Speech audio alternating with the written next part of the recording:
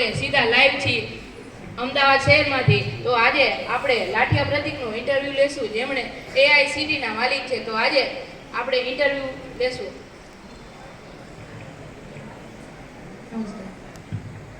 તો આજે આપણા ચેનલમાંથી સીધા લાઈવ છે લાઠિયા પ્રતીક. તો આજે આપણે એને પ્રશ્ન પૂછશું. તો પ્રતીકભાઈ, મારો સૌથી પહેલો પ્રશ્ન એ છે કે તમારી AICT વિશે અમારા દર્શકોને માહિતી આપો. તો નમસ્તે. તમારો પહેલો જ પ્રશ્ન છે એ ખૂબ શ્રેષ્ઠ રહ્યો છે. તો જે AICT છે એમાં એક નિયમ બનાવવામાં આવ્યો છે. નિયમ એવો છે કે તમારે પેટ્રોલ, ડીઝલ કે CNG વાળા વાહનો વાપરવાની મનાઈ છે.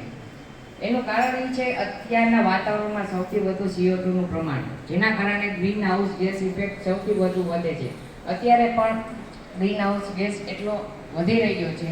તો જો તમારી પાસે વાહન હોય તો તમે વાપરી શકો છો, પણ સિટીની બાયણે, સિટીની અંદર જે મનાઈ રાખવામાં આવી છે, તથા તે સિટીના એક ઘરની બાજુમાં એક વૃક્ષ પણ વાવવામાં આવ્યું છે. એની જાળવણી કરવા માટે બાજુમાં એક AI રોબોટ પણ રાખવામાં આવ્યું છે. એ રોબોટ એને વૃક્ષના ટેમ્પરેચર પ્રમાણે પાણી આપતું રહેશે. તેનાથી આપણે એ વૃક્ષની જાળવણી કરવાની બહુ આપણે જરૂર નહીં પડે, તે રોબોટ જ સંભાળી રાખશે. તો હવે મારો આગળનો પ્રશ્ન એ છે કે જે તમે AICT બનાવેલી છે, તો એ હાઈટેક ટેકનોલોજીની બનાવેલી છે, તો એમાં એક મકાનના પ્રાઇસ તો સૌથી ઊંચા હશે? ના, અમે હજી મકાનનો ભાવ નક્કી નથી કર્યો. વિચાર તો એવો છે અમારી ટીમનો કે મકાન ભાડે રાખવામાં આવે, પણ પછી વિચારશું કે શું કરવું આગળ આપણે. હવે મારો છેલ્લો પ્રશ્ન એ છે કે તમે અમારા દર્શક મિત્રો જાણવા માંગે છે કે તમારો હવે આગળનો પ્રોજેક્ટ શું હશે?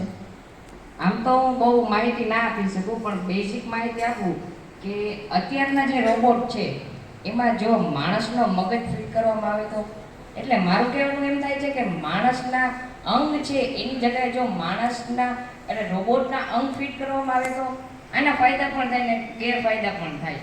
હવે જે ગેરલાભ છે એ છે કે માણસ મહેસૂસ નહીં કરી શકે. ઉદાહરણ તરીકે આપણે કોઈ પણ વસ્તુ કરી છે, ક્રિયા કરી છે, આપણે કોઈ જીવડું કરીએ છીએ તો આપણે દર્દ થાય છે, એનો અભાવ આવે છે, તો એ શક્ય નથી. પણ હા, ફાયદો એ છે કે માણસની ઉંમરમાં વધારો થશે. અત્યારની વધારે પડતી બીમારી છે તે મગજની નથી, બીજા અંગોની છે. બસ અત્યારે તો હું આ પ્રશ્ન વિશે આટલું જ માહિતી આપી શકું, બીજું બીજા ઇન્ટરવ્યુમાં. તો તમારો ખૂબ ખૂબ આભાર અમારા દર્શક મિત્રોને આટલી જાણકારી આપવા માટે. તો અહીં આ ઇન્ટરવ્યુ સમાપ્ત થાય છે. હું RJ TV ચેનલમાંથી રિપોર્ટર રુદ્ર જોશી, કેમેરામેન ભારા પાછળ.